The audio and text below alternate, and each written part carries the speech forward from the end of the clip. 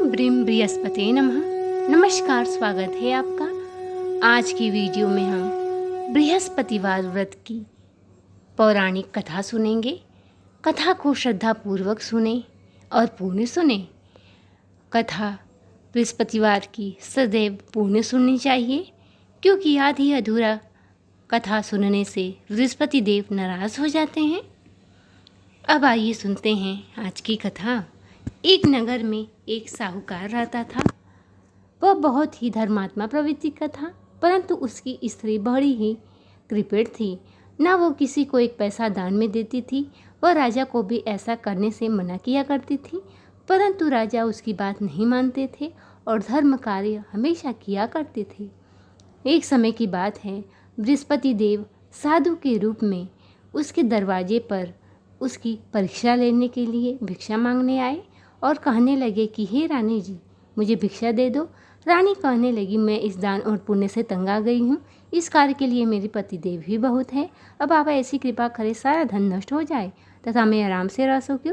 साधु रूपी ऋषिदेव ने कहा, हे देवी, तुम बड़ी विचित्र हो। संतान और धन से कोई दुखी नहीं होता, इसको तो सभी चाहते हैं। पापी भी पुत्र और धन की इच्छा करता है। इस पर रानी कहने लगी, मुझे धन की आवश्यकता नहीं है, क्योंकि मुझे ऐसा धन नहीं चाहिए जिसको रखने और संभालने में मेरा सारा समय नष्ट हो जाए। इस पर साधु रूपी ऋषिदेव ने कहा, हे देवी, मैं जैसे तुम्हें बताता हूँ तुम वैसा ही करना। 7 दिन बृहस्पतिवार को घर को गोबर से लीपना, केशों को पीली मिट्टी से धोते समय स्नान करना, राजा से कहना हजामत करवाए, भोजन में मांस मदिरा खाना। इस प्रकार करने से तुम्हारा सारा धन नष्ट हो जाएगा। रानी ने इस प्रकार कर्म करने प्रारंभ किए। कार्य करते हुए केवल 3 बृहस्पतिवार बीते थे कि उनकी समस्त धन संपत्ति धीरे धीरे नष्ट होने लगी। अब राजा कहने लगा, हे रानी, अब मैं परदेश जा रहा हूँ, क्योंकि यहाँ पर सभी मनुष्य जानते हैं, इसलिए मैं यहाँ कोई कार्य नहीं कर सकता। अब उन्हें 2 टाइम का अन्न भी बड़ा मुश्किल से मिलने लगा। राजा परदेश चला गया। इधर रानी और दासी किसी दिन भोजन मिलता, किसी दिन जल पीकर रह जाती। अब एक दिन दासी और रानी को 7 दिन बिना भोजन किए व्यतीत करना पड़ा। रानी कहने लगी, हे दासी, पास ही के नगर में मेरी बहन रहती हैं, तू उसके 5 जा और 5 शेर बीझर मांग कर ले आ। रानी की बहन उस समय पूजा कर रही थी। दासी रानी की बहन के पास गई और कहने लगी, हे रानी जी, मुझे आपकी बहन ने भेजा है, मुझे 5 शेर बीझर दे दो। परंतु रानी की बहन ने उसे कोई उत्तर नहीं दिया, क्योंकि उस समय वह बृहस्पतिवार की कथा सुन रही थी। अब रानी की बहन से उसे कोई उत्तर नहीं मिला। वो दुखी हुई और वापस आकर कहने लगी, हे रानी जी, आपकी बहन तो बहुत ही घमंडी है, वह छोटे लोगों से बात भी नहीं करती। मैंने उनसे कहा तो उसने कोई उत्तर नहीं दिया। तब रानी कहने लगी, इसमें उसका कोई दोष नहीं है, जब बुरे दिन आता है तो कोई भी सहारा नहीं देता। अब वह बृहस्पति भगवान की कथा सुन के पूजा समाप्त कर अपनी बहन के घर मिलने आई और कहने लगी, हे बहन, तुम्हारी दासी हमारे घर गई थी, परंतु जब तक कथा होती हम लोग ना उठते और ना बोलते, इसलिए मैं नहीं बोली। कहो दासी क्यों गई थी? इस पर रानी कहने लगी कि हे बहन, वैसे तुमसे कोई बात छिपी नहीं है, मैंने तुम्हारे पास उससे 5 शेर बीजर लेने के लिए भेजा था। तब रानी की बहन कहने लगी, बृहस्पति भगवान सबकी मनोकामना पूर्ण करते हैं, देखो तुम्हारे घर में अनाज अवश्य रखा होगा। इस पर दासी घर के अंदर गई और देखा तो उसे एक घड़ा बड़ा बीजर का भरा मिला। उसे बड़ी हैरानी हुई, क्योंकि उसने एक एक बर्तन देख लिया था। तब उसने बाहर आकर कहा, रानी जी, अगर इनसे व्रत की विधि पूछ ली जाए तो हम भी किया करेंगे। वैसे तो अन्न न मिलने के कारण हम रोज़ ही व्रत किया करते हैं। इस पर रानी की बहन ने व्रत के बारे में पूछा। रानी की बहन ने कहा कि हे बहन, बृहस्पतिवार को सूर्योदय से पूर्व स्नान करके भगवान विष्णु का केले के वृक्ष की जड़ में गुड़ और चना लोटे में डालकर पूजन करे और कथा कहें, प्रसाद बांटे। ऐसा करने से तुम्हारी हर मनोकामना धीरे धीरे पूर्ण होने लगेगी और दुख दरिद्रता से भी मुक्ति मिलेगी। इस पर रानी की बहन ने निश्चय किया कि 7 रोज बाद सब बृहस्पतिवार आया तो हम लोग भी व्रत करेंगे। रानी और दासी ने व्रत रखा, घुड़साल में जाकर गुड़ चना बीन लाई और उस प्रकार केले का पूजन किया। व्रत रखने के कारण बृहस्पति भगवान प्रसन्न थे। वह साधु के रूप में 2 थाली में सुंदर पीला भोजन लेकर आए और दासी को देखकर बोले, हे दासी, यह भोजन तुम्हारे और रानी के लिए है, तुम दोनों करना। दासी भोजन बांटकर बड़ी ही प्रसन्न हुई। अब वह दोनों भोजन कर बृहस्पति भगवान का नियम से व्रत रखने लगी। बृहस्पति भगवान की कृपा से उनके पास अब धीरे धीरे धन पर्याप्त हो गया, पर रानी फिर पहले की तरह आलस्य करने लगी। तब दासी कहती है, हे रानी, तुम इस प्रकार आलस्य करती थी, तुम्हें धन को रखने में कष्ट होता था, इस कारण हमारा सारा धन नष्ट हो गया। अब तुम फिर पहले की भांति धर्म कार्य करो, भूखे मनुष्य को भोजन करवाओ, प्याऊ लगवाओ, दान दो, ब्राह्मणों की कन्या का विवाह करवाओ। ऐसा करने से तुम्हारी धन संपत्ति का बढ़ंती होगी और कुल का नाम भी बढ़ेगा। इस पर रानी के उस प्रकार के कर्म करने प्रारंभ कर दिए, जिससे उनका काफ़ी यश फैलने लगा। अब रानी और दासी आपस में विचार करने लगी, न जाने राजा किस दशा में होंगे। अब वह बृहस्पति भगवान से प्रार्थना करती है। बृहस्पति भगवान उस राजा के पास जाते हैं। राजा लकड़ी से बेचकर अपना गुजारा करता। वह जंगल में चुपचाप बैठा हुआ था। साधु बनकर बृहस्पति देव उसके पास गए और कहने लगे, हे लकड़हारा, तुम इस सुनसान जंगल में किस चिंता में बैठे हो। तब वह कहने लगा कि रानी के गलती से मुझे बहुत दुख भोगने पड़े। अब मैं बहुत ही दुखी हूँ और विचार कर रहा हूँ कि मैं क्या करूँ। इस पर साधु ने कहा कि तुम किसी बात की चिंता मत करो, देखो तुम्हारी पत्नी ने बृहस्पतिवार का व्रत रखना प्रारंभ कर दिया है और तुम भी बृहस्पतिवार का व्रत रखो, तुम्हारे सारे कष्ट दूर हो जाएंगे। इस पर लकड़हारा कहने लगा, मुझे तो कुछ भी मालूम नहीं है। तब साधु रूपी विष्णुदेव ने कहा कि बृहस्पतिवार को सूर्योदय से पूर्व स्नान करके केले के वृक्ष में गुड़ जल लोटे में डालकर पूजन करो। उसके बाद कथा सुनो। कथा इस प्रकार है। एक गांव में एक गरीब ब्राह्मण रहता था। उसकी यहाँ कोई संतान नहीं थी। उसकी स्त्री बड़ी ही आलसी थी और मलिनता के साथ रहती थी, परंतु ब्राह्मण के पुण्य से उनके यहाँ एक कन्या ने जन्म लिया। कन्या अपने पिता के घर में बड़ी होने लगी। वह कन्या बचपन से ही बहुत ही धर्मात्मा प्रवृत्ति की थी। बृहस्पति भगवान का पूजन करती और पाठशाला जाने के मार्ग में मुट्ठी में जौ भर कर ले जाती, वही डालती जाती।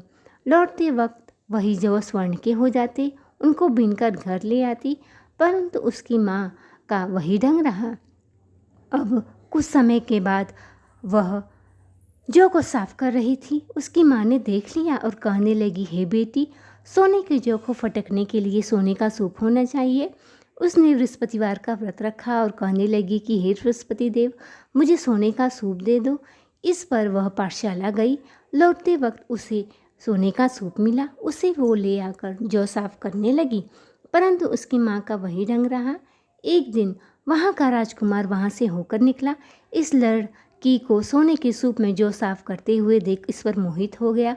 उदास होकर भोजन तथा जल त्याग कर राजमहल जाकर लेट गया। अब राजा को जब राजकुमार द्वारा अन्न जल त्यागने का समाचार ज्ञात हुआ तो मंत्रियों के साथ अपने बेटे के पास पहुँचे और कहा, हे पुत्र, तुम्हें किस बात का कष्ट है? किसी ने अपमान किया अथवा और कोई कारण है? इस पर वह कहने लगा, मुझे आपकी कृपा से किसी बात का दुख नहीं है। किसी ने मेरा अपमान नहीं किया, परंतु मैं उस लड़की के साथ विवाह करना चाहता हूँ जो सोने की सूप में जौ साफ कर रही थी। इस पर राजा ने कहा, इस प्रकार की कन्या का पता तुम लगाओ, उसके साथ तुम्हारा मैं विवाह अवश्य करवा दूंगा। अब राजकुमार ने लड़की के घर का पता बतलाया। राजा के मंत्री लड़की के घर गए और ब्राह्मण को आदेश सुनाया। ब्राह्मण खुश हो गया, अपनी कन्या के विवाह राजकुमार के साथ करवा दिया। कन्या के घर से जाते ही उसके घर में पहले की भांति गरीबी का निवास हो गया। अब तो अन्न बड़ा मुश्किल से होता। ब्राह्मण दुखी होकर अपनी बेटी से मिलने गया। बेटी ने पिता की दुखी अवस्था को देखा, खूब ढेर सारा धन दिया और विदा किया। कुछ समय तो सुखपूर्वक व्यतीत हुआ लेकिन बाद में फिर वही हाल हो गया। इस पर वह ब्राह्मण फिर अपनी बेटी से मिलने गया। तब बेटी कहने लगी, हे पिताजी, अब माताजी को विवाह में मैं वह विधि बता दूंगी जिससे गरीबी दूर हो जाएगी। ब्राह्मण अपनी पत्नी को लेकर पुत्री के राजमहल पहुंचा। पुत्री माँ को समझाने लगी, हे माँ, तुम सर्वप्रथम स्नान करके बृहस्पति भगवान का पूजन करो तो सब दरिद्रता दूर हो जाएगी। परंतु उसकी माँ उसकी एक बात नहीं मानती। वह सुबह उठते ही अपनी पुत्री के बच्चों का जूठा खा लेती थी। एक दिन उसकी पुत्री को बहुत गुस्सा आया। उसने कोठरी से सारा सामान निकाल दिया। उसमें अपनी माँ को बंद कर दिया और निकाल के स्नान करा के पूजा पाठ करवाया। तो उसकी माँ की बुद्धि अब धीरे धीरे ठीक होने लगी। अब वह नियम से पूजा पाठ करने लगी। इस लोक का सुख भोग कर स्वर्ग को गई। इस प्रकार कथा कर साधु महाराज वृषदेव वहाँ से अंतर्ध्यान हो गए। अब राजा लकड़हारे ने सोचा कि मैं बृहस्पति भगवान का पूजन अवश्य करूँगा। बृहस्पतिवार का दिन आया। लकड़ी लेकर वह शहर गया। उसे और दुनिया से अधिक धन मिला। उसने पूजन का सामान मंगाकर पूजा कही, प्रसाद बांटा। अब तो उसका कष्ट धीरे धीरे दूर होने लगा। परंतु अगला बृहस्पतिवार आया तो व्रत रखना भूल गया। संयोगवश उस राज्य के राजा ने विशाल यज्ञ का आयोजन किया और सबसे घोषणा करवा दी कि सब लोग मेरे यहाँ भोजन करने आए। जो इस आज्ञा को नहीं मानेगा उसको फांसी की सज़ा दी जाएगी। अब लकड़हारा कुछ देर से पहुँचा। देर से पहुँचने के कारण राजा लकड़हारे को राजमहल में ले आकर भोजन कराने लगे। रानी की दृष्टि उस खूंटी पर पड़ी जिस पर उसका हार लटका हुआ था। हार खूंटी पर लटका दिखाई नहीं दिया, क्योंकि लकड़हारा जब भोजन करता रहा था, देखते देखते वह हार खूंटी निगल गया। अब रानी को निश्चय हो गया, मेरा हार लकड़हारे ने चुराया है। राजा ने आदेश दिया लकड़हारे को कारागार में बंद कर दिया जाए। अब जब राजा जेलखाने में बंद हुआ तो दुखी होकर विचार करने लगा कि न जाने कौन से पूर्वजन्म के कर्म से मुझे यह दुख प्राप्त हो गया। रात्रि को जब वह सोया, साधु रूपी ऋषिदेव से कहने लगे, अरे तूने बृहस्पतिवार का व्रत नहीं रखा, इस कारण बृहस्पति भगवान तुझसे नाराज़ है। अब तू अगले गुरुवार को बृहस्पतिवार का व्रत रखना। जेल खाने पे तुझे 4 पैसे पड़े मिलेंगे, उनसे तू बृहस्पति भगवान का पूजा का सम्मान मंगा कर पूजा करना और प्रसाद बांटना। अब लकड़हारा सुबह उठा और जब बृहस्पतिवार आया तो उसे जेल के द्वार पर 4 पैसे पड़े मिले और उसने पूजा की सामान मंगवाया, कथा कही, प्रसाद बांटा। उसी रात्रि को राजा के स्वप्न में साधु रूपी ऋषिदेव ने कहा, हे राजा, तूने जिस लकड़हारे को बंद किया है वह निर्दोष है, उसे छोड़ दे, नहीं तो मैं तेरे राज्य को नष्ट कर दूंगा। अगले दिन जब प्रातः राजा जागा तो लकड़हारे को बुलाकर क्षमा मांगी। राजा के योग्य सुंदर वस्त्र आभूषण उसे देकर विदा कर दिया। जब वह राजा अपने देश को पहुंचा तो देखा कि महल में और पूरे गांव में अधिक धर्मशाला मंदिर बने हुए थे। यह पूछने पर सारे नगर के लोग कहने लगे कि ये सब रानी और दासी द्वारा बनवाए गए हैं। तब राजा को बड़ा क्रोध आया। जब रानी ने सुना कि राजा आ गए हैं, दासी को कहने लगी, हे दासी, हमारी ऐसी हालत देखकर कहीं राजा लौट न जाए तो दरवाजे पर खड़ी हो जा। जब राजा आए तो दरवाजे पर दासी खड़ी हो गई, उनको अपने साथ महल में लिवा लाई। तब राजा ने तलवार निकाली और पूछने लगा, बताओ तुम्हें ये धन कैसे प्राप्त हुआ। तब रानी कहने लगी कि मुझे यह सब बृहस्पति भगवान की कृपा से प्राप्त हुआ है। इस पर राजा ने निश्चय किया कि 7 रोज तो सभी बृहस्पतिवार का व्रत रखते हैं, लेकिन मैं रोज़ व्रत करूँगा और दिन में 3 बार कथा करूँगा। अब तो राजा के दुपट्टे में हर समय चने की दाल बधी रहती। एक दिन उसने सोचा कि मैं अपने बहन के घर जाऊँगा। इस प्रकार वह घोड़े पर सवार होकर निकल गया। रास्ते में उसने देखा कुछ आदमी मुर्दे को लिए जा रहे हैं। राजा ने कहा, मेरी कथा सुन लो। कुछ आदमी बोले, हमारा तो आदमी मर गया है, इसको अपनी कथा की पड़ी है। परंतु कुछ आदमी बोले, अच्छा कहो, हम तुम्हारी कथा सुनेंगे। इस पर राजा ने दाल निकाली और कथा कहनी शुरू कर दी। कथा आदि हुई तो मुर्दा हिलने लगा और कथा समाप्त होते होते राम राम करते हुए मुर्दा उठ खड़ा हो गया। राजा आगे बढ़ा। किसान में उसे एक हल चलाता मिला। किसान से राजा ने कहा कि मेरी कथा सुन लो। किसान कहने लगा, जब तक तेरी कथा सुनूंगा 4 हरिया जोत लूँगा, जा तो कथा किसी और को सुनाना। इस पर राजा आगे बढ़ा। राजा के हटते ही बैल पछाड़ खाकर गिर गए। किसान के पेट में दर्द होने लगा। जब किसान की पत्नी रोटी लेकर आई, बेटे से सब हाल पूछा। बेटे ने सब हाल बता दिया। बुढ़िया दौड़ी दौड़ी घुड़सवार के पास गई और कहने लगी, मैं तेरी कथा सुनूंगी, तू अपनी कथा मेरे खेत पर चलकर करना। इस प्रकार राजा ने आकर खेत पर कथा कही, जिसे सुनकर उसके लड़की का पेट दर्द ठीक हो गया और बैल भी खड़े हो गए। अब राजा अपने बहन के घर पहुंचा। बहन ने भाई की खूब मेहमानी की, लेकिन राजा जब प्रातः जागा तो उसने देखा कि सब लोग भोजन कर रहे हैं। राजा ने अपनी रानी बहन से कहा कि हे बहन, कोई ऐसा व्यक्ति है जिसने भोजन न किया हो जो मेरी कथा सुन ले। इस पर बहन कहने लगी, ये देश ऐसा है, पहले यहाँ के लोग भोजन करते हैं, बाद में अन्य काम करते हैं। अगर कोई पड़ोस में हो तो दिखाती हूँ। इस पर वह देखने चली गई। देखते देखते वह एक कुम्हार के घर गई जिसका लड़का 3 दिन से बीमार था। उसके यहाँ किसी ने 3 दिन से भोजन नहीं किया था। राजा की कथा कहने के लिए उसकी बहन ने कहा। कुम्हार तैयार हो गया। राजा ने जाकर उसके घर पर कथा खाई, जिससे सुनकर उसका लड़का ठीक हो गया। अब तो राजा की प्रशंसा होने लगी। राजा ने कहा कि बहन, मैं अपने घर जाऊंगा, तुम भी तैयार हो जाओ। राजा की बहन ने अपनी सास से भाई के साथ जाने की आज्ञा मांगी। सास बोली, चली जा, परंतु कोई बालक नहीं जाएगा, क्योंकि तेरे भाई को कोई संतान नहीं होती। बहन कहने लगी, है भैया मैं तो चलूँगी, परंतु कोई बालक नहीं जाएगा। इस पर राजा उदास होकर अपने नगर को लौट आया और कहने लगा, हम निसंतान हैं, इसलिए कोई हमारे घर आना पसंद नहीं करता। इस पर रानी कहने लगी, बृहस्पति देव ने हमें सब कुछ दिया है, वे हमें संतान भी अवश्य देंगे। उसी रात्रि को बृहस्पति देव राजा के स्वप्न में प्रकट होकर कहने लगी, हे राजा, सब सोच त्याग दे, तेरी रानी गर्भवती है। 9वें महीने रानी के गर्भ से एक सुंदर पुत्र पैदा हुआ। यह सुनकर उसकी बहन उसके घर बधाई लेकर आई। तब राजा कहने लगा कि हे बहन, तुम आई, मुझे बहुत खुशी हुई। परंतु रानी कहने लगी कि घोड़ा चढ़कर नहीं आई, गधा चढ़ी आई, और ताने देने लगी। इस पर ननद कहने लगी कि हे भाभी, मैं इस प्रकार न कहती तो तुम्हें औलाद कैसे मिलती। बृहस्पति देव ऐसे ही है, जिसके मन में जो कामनाएं रहती हैं सभी को पूर्ण करते हैं। बोलो बृहस्पति महाराज की जय। तो ये थी आज की बृहस्पतिवार की कथा। अब आइए सुनते हैं बृहस्पतिवार की आरती।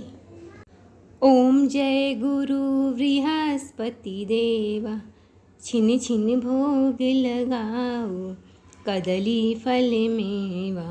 ओम जय गुरु बृहस्पति देवा, तन मन धन अर्पण कर, जो जन शरण पड़े, प्रभु प्रकट तब होकर, आकर द्वार खड़े। ओम जय गुरु बृहस्पति देवा, दीन दयाल दयानिधि, भक्तन हितकारी, पाप दोष सब हरता, भवबंधन हारी। ओम जय गुरु बृहस्पति देवा, सकल मनोरथ दायक, सब संशय हारो, विषय विकार मिटाओ, संतन सुखकारी। ओम जय गुरु बृहस्पति देवा, जो कोई आरती तेरी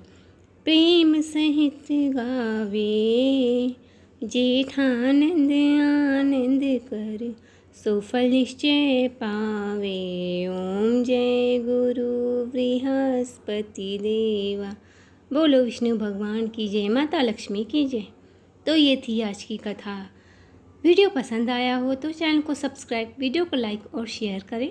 कमेंट बॉक्स में भगवान विष्णु माता लक्ष्मी का जयकारा लगाएं। इस वीडियो को अपने पुण्य हाथों से शेयर अवश्य करें। मिलते हैं अगले वीडियो में अगली कथा के साथ। तब तक के लिए नमस्कार।